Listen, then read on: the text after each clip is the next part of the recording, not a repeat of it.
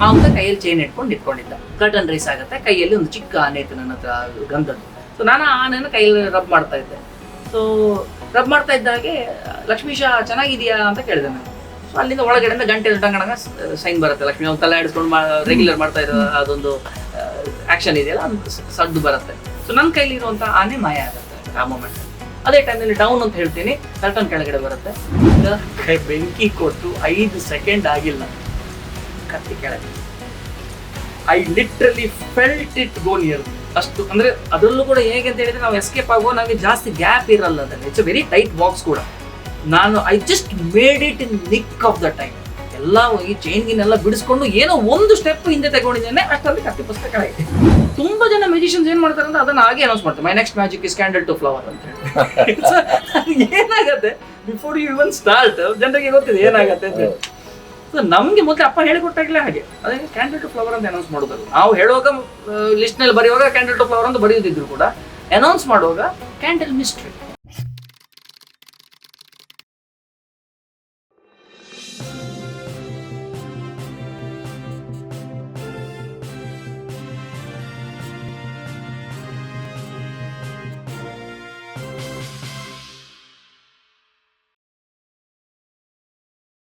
ಅಪ್ಪ ಹೇಳ್ತಾ ಇದ್ರು ಯಾವುದೇ ಹೊಸತ್ ಮಾಡುವಾಗ್ಲೂ ಮಗನೊಟ್ಟಿಗೆ ಹೇಳ್ತಾ ಇದ್ದೆ ಅಂತ.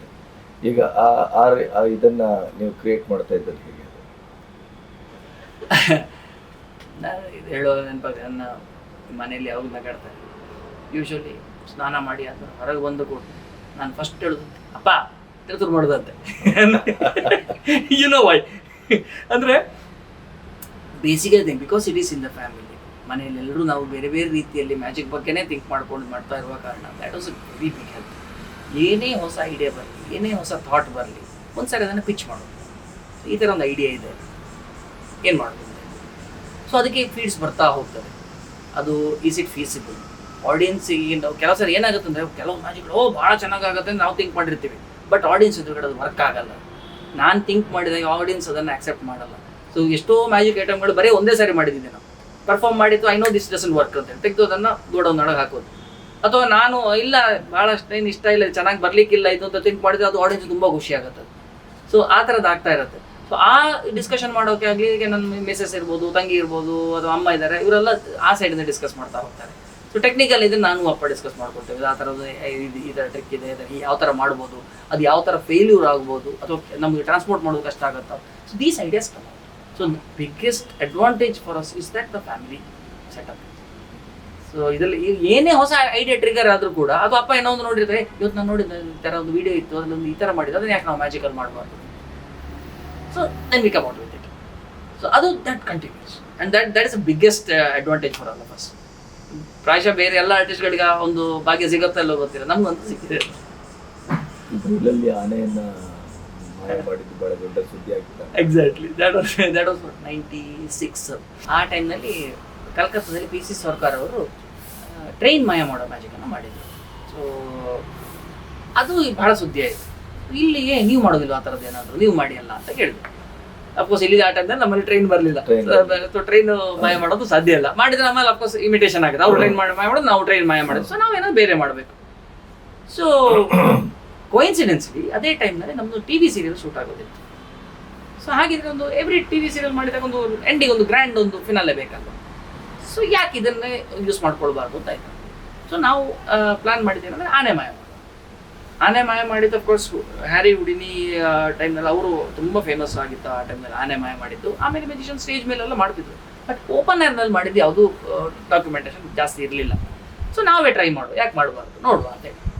ಸೊ ಯಾವ ಥರ ಮಾಡ್ಬೋದು ಅಂತ ಹೇಳಿದ್ರೆ, it has to look unique. T V ಸೆಟಪ್ನಲ್ಲಿದ್ದರೂ it has to be done on real time. ಅಂದರೆ ಟಿ ವಿಗೋಸ್ಕರ ಮಾಡುವಂಥ ಸೆಟಪ್ ಅಲ್ಲ, ರಿಯಲ್ ಟೈಮ್ ಆಗಿ ಆಗೋದನ್ನ ಶೂಟ್ ಮಾಡಿ ಟಿ ವಿ ತೋರಿಸುವಂಥದ್ದು, ಆ ಥರ ಮಾಡಬೇಕು ಸೆಟಪ್ ಅಂತ ಇತ್ತು. ಸೊ ಏನು ಮಾಡೋದು ಅಂದರೆ, ಉಡುಪಿ ಕೃಷ್ಣ ಮಠದಲ್ಲಿ ಆನೆ ಇತ್ತು ಆ ಟೈಮ್ನಲ್ಲಿ. ಸೊ ಶಿರೂರು ಮಠ ಲಕ್ಷ್ಮೀಶ್ವರ ತೀರ್ಥ ಸ್ವಾಮೀಜಿ ಇದ್ರು. ಸೊ ಅವ್ರ ಹತ್ರ ಹೋಗಿ ಹೀಗೆ ಮಾಡೋದು. ಅವರು ತುಂಬ ಡೈನಾಮಿಕ್, ಈ ಥರದಕ್ಕೆಲ್ಲ ಫುಲ್ ಸಪೋರ್ಟ್ ಅವರು. ಖಂಡಿತ ಮಾಡೋದು, ನಮ್ಮ ಲಕ್ಷ್ಮೀಶನ್ನೇ ಕೊಡ್ತೇನೆ, ಅದರಲ್ಲೇ ಮಾಡ್ಬೋದು ಅಂತ. ಸೊ ಅವರೇ ಬಂದಿದ್ದು ಸ್ವತಃ. ಸೊ ಆನೆಯನ್ನು ಎಂಡ್ ಪಾಯಿಂಟ್ ಅಂತ ಮಣಿಪಾಲದಲ್ಲಿ, ನಿಮ್ಗೆ ಗೊತ್ತಿದೆ ಎಂಡ್ ಪಾಯಿಂಟ್. ಆ ಟೈಮ್ನಲ್ಲಿ ಅದು ಏನಿಲ್ಲ, ಬೋಲ್ಡ್ ಗುಡ್ಡೆ ಏನಿರಲಿಲ್ಲ ಅದರಲ್ಲಿ. ಇವಾಗಂತೂ ಚೆನ್ನಾಗಿ ಡೆವಲಪ್ ಮಾಡಿದ್ದಾರೆ ಅದನ್ನು, ಬಟ್ ಆ ಟೈಮ್ನಲ್ಲಿ ಬರೀ ಒಂದು ಬೋಲ್ಡ್ ಗುಡ್ಡೆ ಅದು. ಉಡಾಳ್ಗಿರಿ ಮಾಡೋರಿಗೆ ಎಕ್ಸಾಕ್ಟ್ಲಿ. ಸೊ ಆ ಟೈಮ್ನಲ್ಲಿ ಆನೆನ ಇಲ್ಲಿಂದ ತಗೊಂಡು ಹೋಗಿ ಅಲ್ಲಿ ಎಂಡ್ ಪಾಯಿಂಟಿಗೆ ತಗೊಂಡು ಹೋಗಿ ಒಂದು ಎಷ್ಟು ಜನ ಪ್ರೇಕ್ಷಕರನ್ನ ಕರೆದು ಅವರನ್ನ ಒಂದು ಹ್ಯೂಮನ್ ಚೈನ್ ಮಾಡಿದ್ದು ಆನೆ ಸುತ್ತಲ್ಲ. ಹ್ಯೂಮನ್ ಚೈನ್ ಮಾಡಿ ನಿಂತ್ಕೊಂಡಿದ್ರು. ಎದುರುಗಡೆಗೆ ಒಂದು ಕರ್ಟನ್ ರೇಸ್ ಮಾಡಿದ್ದೆ. ನನ್ನ ಹತ್ರ ಒಂದು ಚಿಕ್ಕ ಗಂಧದ ಆನೆ ಇತ್ತು. ಸೊ ನಾನು ಆ ಗಂಧದ ಆನೆಯನ್ನು ತಗೊಂಡು ಆಮೇಲೆ ಆ ಆನೆಗೆ ಒಂದು ಚೈನ್ ಹಾಕಿ ನೆಲಕ್ಕೆ ಗೂಟ ಹಾಕಿ ಅದಕ್ಕೆ ಲಾಕ್ ಹಾಕಿ. ಸೊ ಎಲ್ಲ ಬಂದು ಎನ್ ಗುರುರಾಜ್ ಅವರು, ಆಮೇಲೆ ತಿಂಗಳಾಯ ಅಂತ ಹೇಳಿ ಅವರು ಚೇರ್ಮನ್ ಸಿಂಡಿಕೇಟ್ ಬ್ಯಾಂಕ್ ಸ್ವಾಮೀಜಿ ಇದ್ರು ಜೊತೆಗೆ, ಅವರೆಲ್ಲ ಮಾವುತ ಕೂಡ ಇದ್ದ, ಆನೆ ಮಾವುತ. ಸೊ ಚೈನ್ ಹಾಕಿ ಆನೆ ಅದನ್ನ ಚೈನ್ ಅನ್ನ ಗೂಟಕ್ಕೆ ಹಾಕಿ ನೆಲಕ್ಕೆ ಕಟ್ಟಿದ್ಮೇಲೆ ಮಾವುತ ಕೈಯಲ್ಲಿ ಚೈನ್ ಇಟ್ಕೊಂಡು ನಿಂತ್ಕೊಂಡಿದ್ದ. ಕರ್ಟನ್ ರೇಸ್ ಆಗುತ್ತೆ. ಕೈಯಲ್ಲಿ ಒಂದು ಚಿಕ್ಕ ಆನೆ ಇತ್ತು ನನ್ನ ಹತ್ರ ಗಂಧದ್ದು. ಸೊ ನಾನು ಆ ಆನೆನ ಕೈಯಲ್ಲಿ ರಬ್ ಮಾಡ್ತಾ ಇದ್ದೆ. ಸೊ ರಬ್ ಮಾಡ್ತಾ ಇದ್ದಾಗೆ ಲಕ್ಷ್ಮೀಶ ಚೆನ್ನಾಗಿದೆಯಾ ಅಂತ ಕೇಳಿದೆ ನಾನು. ಸೊ ಅಲ್ಲಿಂದ ಒಳಗಡೆಯಿಂದ ಗಂಟೆ ಡಂಗಣಗ ಸೈನ್ ಬರುತ್ತೆ. ಲಕ್ಷ್ಮೀ ಅವ್ನು ತಲೆ ಆಡಿಸ್ಕೊಂಡು ರೆಗ್ಯುಲರ್ ಮಾಡ್ತಾ ಇರೋ ಅದೊಂದು ಆಕ್ಷನ್ ಇದೆಯಲ್ಲ, ಅದು ಸದ್ದು ಬರುತ್ತೆ. ಸೊ ನನ್ನ ಕೈಲಿರುವಂಥ ಆನೆ ಮಾಯ ಆಗುತ್ತೆ ಆ ಮೂಮೆಂಟಲ್ಲಿ.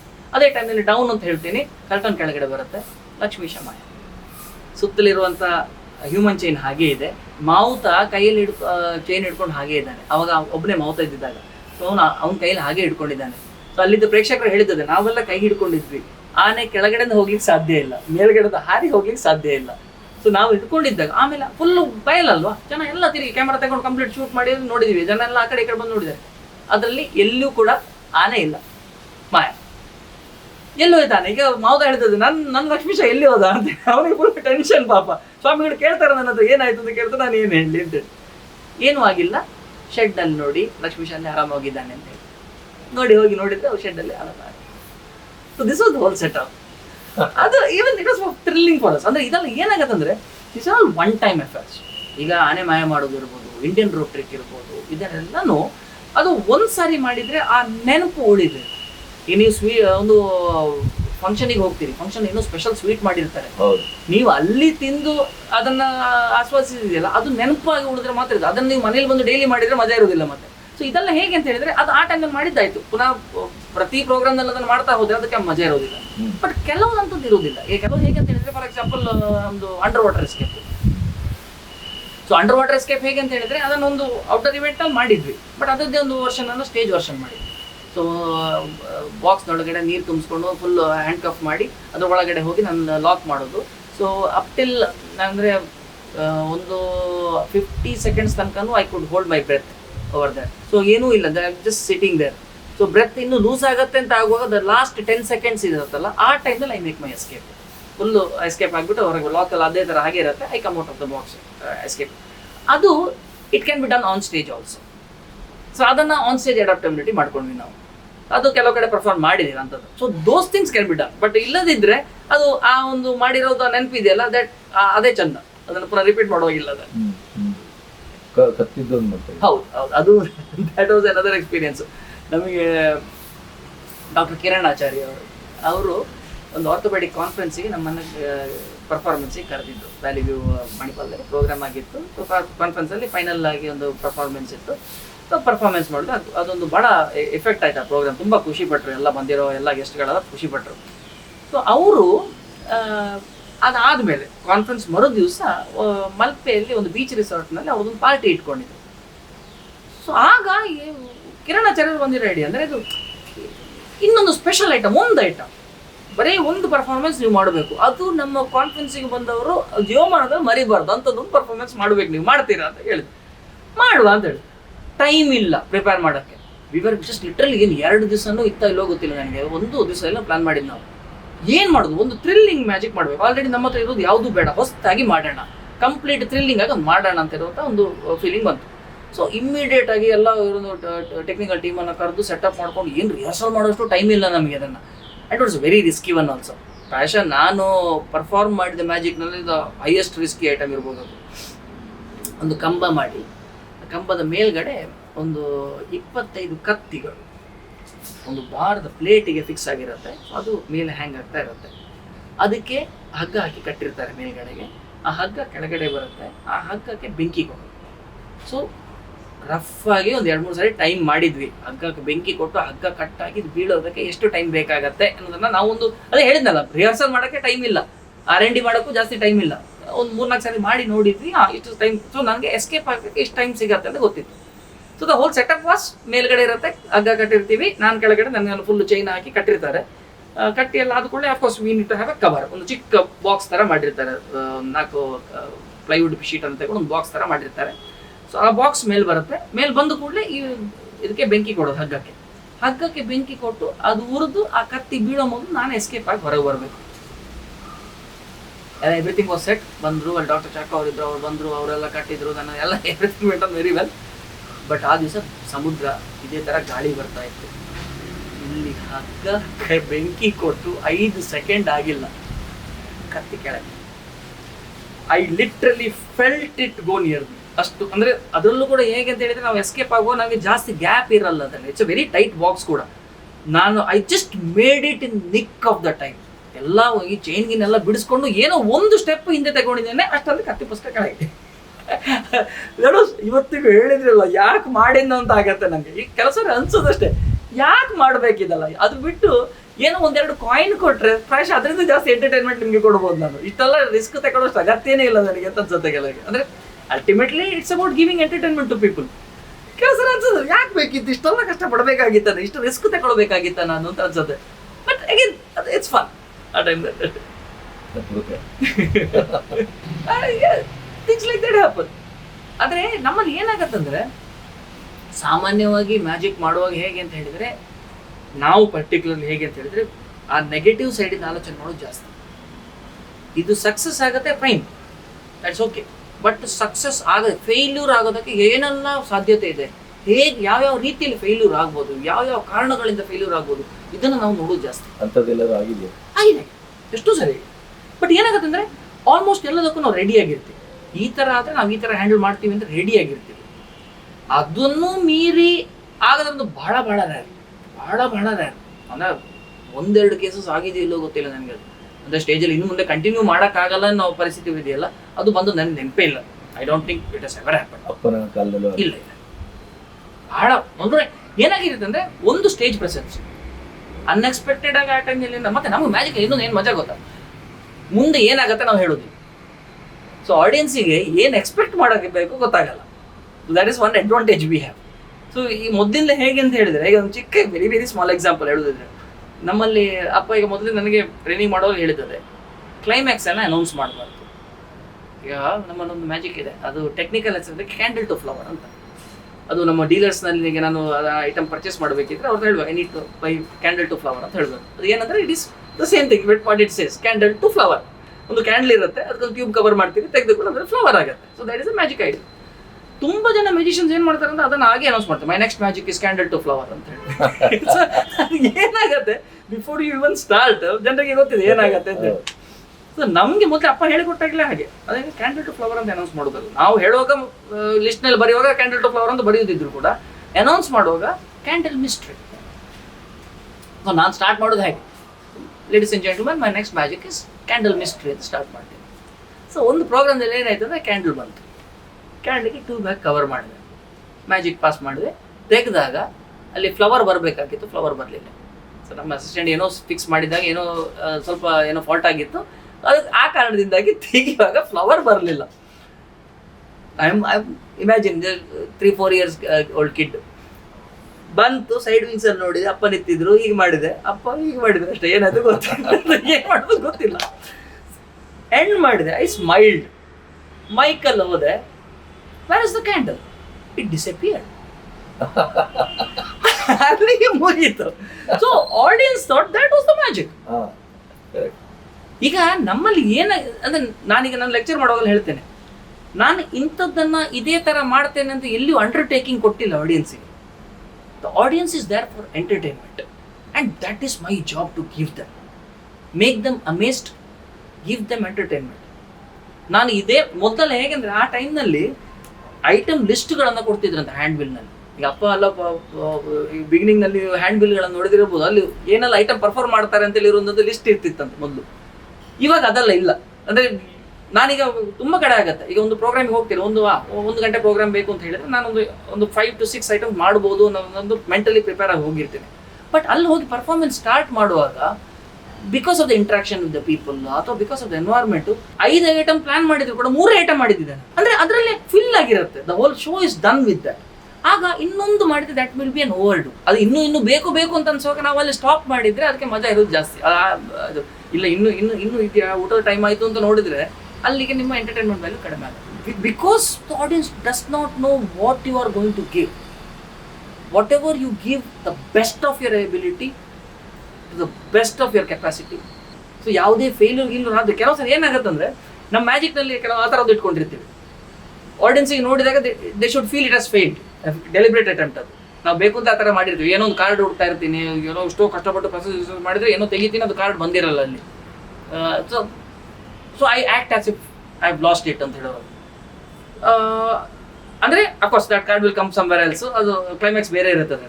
ಬಟ್ ಆಡಿಯನ್ಸ್ ಇದು ಹೇಗಿರುತ್ತೆ ಇಮೋಷನ್ಸ್ ಅಂದರೆ it's okay, check do it again ಅಂತ ಹೇಳಿ. ಅಂದರೆ they are with me, supporting me. It's okay fine ಅಂತ ಹೇಳಿದೆ, ಫೇಲ್ ಆದರೂ ಪರವಾಗಿಲ್ಲ, ಇನ್ನೊಂದು ಟ್ರೈ ಅಗೇನ್, ಬಿಗಿನಿಂಗ್ ಟ್ರೈ ಮಾಡಿದ ಆ ಒಂದು ಇಮೋಷನಲ್ ಅಟ್ಯಾಚ್ಮೆಂಟ್ ಬಂದು ಹೋಗ್ತದೆ. That is the biggest gain as a performer. When the audience is with you, travelling with you into this experience ಇದೆಯಲ್ಲ, ಅಂದರೆ ನಾವು ಕೂಡ ಅದನ್ನು ಫೀಲ್ ಮಾಡಬೇಕಾಗತ್ತೆ. ಈಗ ನಾನು 1,00,000 ಸಾರಿ ಮಾಡಿದ್ದೀನಿ ಐಟಮ್ ಅಂತ ಹೇಳಿದ್ರೆ ನಾನು ತೊಳೆದು ಈಗ ನಾನು ಯಾವತ್ತೂ ಹೇಳಿದ್ವಿ ನೋಡಿ, ಸರ್ಕಸ್ನಲ್ಲಿ ಈಗ ಸರ್ಕಸ್ ಈಗಿನ ಕಾಲದಲ್ಲಿ why those old time circus is not giving you that feel. First of all ಅವರ ಲೈಫ್ ಆ ಥರ ಆಗಿದೆ. That's one thing. ಅವರ ಪಡುವಂಥ ಕಷ್ಟ ಇದಿಲ್ಲ, ಅದಕ್ಕೆ ಬರುವಂಥ ರಿಟರ್ನ್ಸ್ ಬರ್ತಾ ಇಲ್ಲ ಅಥವಾ ಜನ ಅಷ್ಟು ಬರ್ತಾ ಇಲ್ಲ, ದಟ್ಸ್ ಡಿಫ್ರೆಂಟ್ ಥಿಂಗ್. ಅದು ಆ ಒಂದು ಫ್ರಸ್ಟ್ರೇಷನ್ ಅಂದುಕೊಂಡ ಪ್ರಾಣಿಗಳನ್ನು ಬಳಸೋದಿಲ್ಲ ಇಲ್ಲ, ಅದಲ್ಲ. ಸೊ ಈಗ ನೋಡಿ ಟೈಟ್ ರೋಪ್ ವಾಕಿಂಗ್ ನೋಡ್ತೀವಿ. ಒಬ್ಬ ಟೈಟ್ ರೋಪ್ ನಡ್ಕೊಂಡು ಹೋಗ್ತಾನೆ, ಅವನು ಅದನ್ನು 1,00,000 ಸಾರಿ ಮಾಡಿದ್ದಾನೆ. ಅದನ್ನು ಅವನಿಗೆ ಪ್ರಾಯಶಃ ಹೀಗೆ ನಡ್ಕೊಂಡೋದ್ರೆ ಬಿದ್ದು ಬೀಳ್ತಾನೆ, ಅವನು ಆ ಟೈಟ್ ರೋಪಲ್ಲಿ ಬೀಳೋದು. ಆದರೆ ಅವನಲ್ಲಿ ಹೋಗುವಾಗ ಏನೋ ಕಷ್ಟದಲ್ಲಿ ಮಾಡ್ತಾ ಇದ್ದೇನೆ, ಬ್ಯಾಲೆನ್ಸ್ ಮಾಡ್ತಾ ಇದ್ದೇನೆ, ಬೀಳ್ಬೋದು, ನಾನು ಬಿದ್ದಿದ್ದಾಗುತ್ತೆ ಅನ್ನೋ ಫೀಲಿಂಗ್ ತಂದರೆ ಜನ ಕೂಡ ಅದ್ರ ಜೊತೆ ರಿಯಾಕ್ಟ್ ಮಾಡ್ತಾರೆ, ಏನೋ ಬಿದ್ದಾಗ ಆಗುತ್ತೆ. ಬಟ್ ಇಲ್ಲ, ನಾನು ಹೀಗೆ ನಡ್ಕೊಂಡೋದೆ, ಇದು ಮಾಡಿದೆ ಅಂತ ಹೇಳಿದ ಕೂಡಲೇ ಆ ಫೀಲ್ ಬರೋದು. So I think this is something we should learn in magic also. So ಪ್ರತಿ ಮ್ಯಾಜಿಕ್ ಮಾಡೋದು, ನಾನು ಅದನ್ನು 1,00,000 ಸಾರಿ ಮಾಡಿರ್ಬೋದು, ಬಟ್ ಇವತ್ತು ನಿಮಗೋಸ್ಕರ ನಾನು ಫಸ್ಟ್ ಟೈಮ್ ಮಾಡ್ತಾ ಇದ್ದೇನೆ ಇದನ್ನು. ಆ ಫೀಲ್ ತಂದರೆ ನಾನು ಎಂಜಾಯ್ ಮಾಡ್ತಾ ಇದ್ದೀನಿ. ಅರೆ ಇದು ಹೀಗಾಯಿತು, ನನಗೆ ಫೀಲ್ ಬಂದರೆ ನಿಮಗೂ ಫೀಲ್ ಬರುತ್ತೆ. ನಾನೇ ಹೀಗೆ ಮಾಡಿ ಇದಾಯ್ತು ನೋಡಿ, ಆಯಿತು ಬಿಸಾಕಿದೆ ಅಂತ ಹೇಳಿದರೆ ನೀವು ಅದನ್ನು ನೀವು ಎಂಜಾಯ್ ಮಾಡೋದು ಸಾಧ್ಯನೇ ಇಲ್ಲ ನಿಮ್ಗೆ. ಅದನ್ನು that feel we have to bring it. ಅದು ನೀವು ಕೊಡ್ತಾ ಹೋದರೆ ಬೇರೆ ಏನು ಬೇಡ. ಅದೇ ಹೇಳಿದ್ನಲ್ಲ, ಈಗ ಏನೊಂದು ಫೇಲ್ಯೂರ್ ಆಯಿತು, ನಾನು ಎಕ್ಸ್ಪ್ರೆಷನ್ ತೋರಿಸಲೇಬಾರ್ದು. ನಮಗೆ ಮ್ಯಾಜಿಕ್ನಲ್ಲಿ ಇರುವಂಥ ಬಹಳ ಕಷ್ಟದ ವಿಷಯ ಏನು ಅಂತ ಹೇಳಿದರೆ, ನನ್ನ ಲಾಸ್ಟ್ ಟೈಮ್ ಲಂಡನ್ನಿಗೆ ಹೋಗಿದ್ದಾಗ ಆಡಿಯನ್ಸ್ನಲ್ಲಿ ನನ್ನ ಕಸಿನ್ ಒಬ್ಬ ಕೂತಿದ್ದ. ಅವನು ಹೇಳಿದ್ದು, ನಾನು ಕೂತ್ಕೊಂಡು I was thinking in your lines. ನಿನ್ನ ಮೈಂಡಿನಲ್ಲಿ ಏನು ನಡೀತಾ ಇದೆ ಅದನ್ನು ನಾನು ಥಿಂಕ್ ಮಾಡ್ತಾ ಇದ್ದೆ. ಎಷ್ಟು ಕಷ್ಟ as A performer, as A magician ಅಂತ ಹೇಳಿ. ಒಂದು ಯು ಆರ್ ಡೂಯಿಂಗ್ ಸಮಥಿಂಗ್, ಅದನ್ನು ನಾನು ಎಕ್ಸ್ಪ್ರೆಸ್ ಮಾಡ್ತಾ ಇದ್ದೇನೆ, ಹೇಳ್ತಾ ಇದ್ದೇನೆ. ಬಟ್ ಬ್ಯಾಕ್ ಆಫ್ ದ ಮೈಂಡ್ನಲ್ಲಿ ನಂದು ಟೆಕ್ನಿಕಲ್ ವರ್ಕ್ ಬೇರೆ ನಡೀತಾ ಇದೆ. ನಾನು ಏನೋ ಇದು ಮಾಡ್ತಾ ಇದ್ದೇನೆ, ಬ್ಯಾಕ್ಗ್ರೌಂಡಲ್ಲಿ ಕ್ಯಾಲ್ಕುಲೇಷನ್ ಆಗ್ತದೆ, ನೆಕ್ಸ್ಟ್ ಸ್ಟೆಪ್ ನಾನು ಈ ಥರ ಮಾಡಬೇಕು, ಅದು ಆ ಥರ ಆಗುತ್ತೆ, ನಾನು ಅವ್ರನ್ನ ಹೀಗೆ ಅದನ್ನು ಚೀಟ್ ಮಾಡಬೇಕು, ಏನೋ ನನ್ನ ಟೆಕ್ನಿಕಲಲ್ಲಿ ಹೋಗ್ತಾ ಇರುತ್ತೆ ಅಲ್ಲಿಗೆ. So that is A different which I cannot show expression. ಯಾವುದೇ ರೀತಿ ಎಕ್ಸ್ಪ್ರೆಷನ್ ಆಗಲಿ ಯಾವುದರಲ್ಲೂ ನಾನು ನಿಮಗೆ ತೋರಿಸುವಾಗಿಲ್ಲ.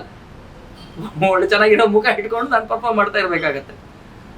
ಅದರಲ್ಲೂ ಏನೋ ಟೆಕ್ನಿಕಲ್ ಪ್ರಾಬ್ಲಮ್ ಆಯಿತು, ಆವಾಗಂತೂ definitely you cannot show it on their face.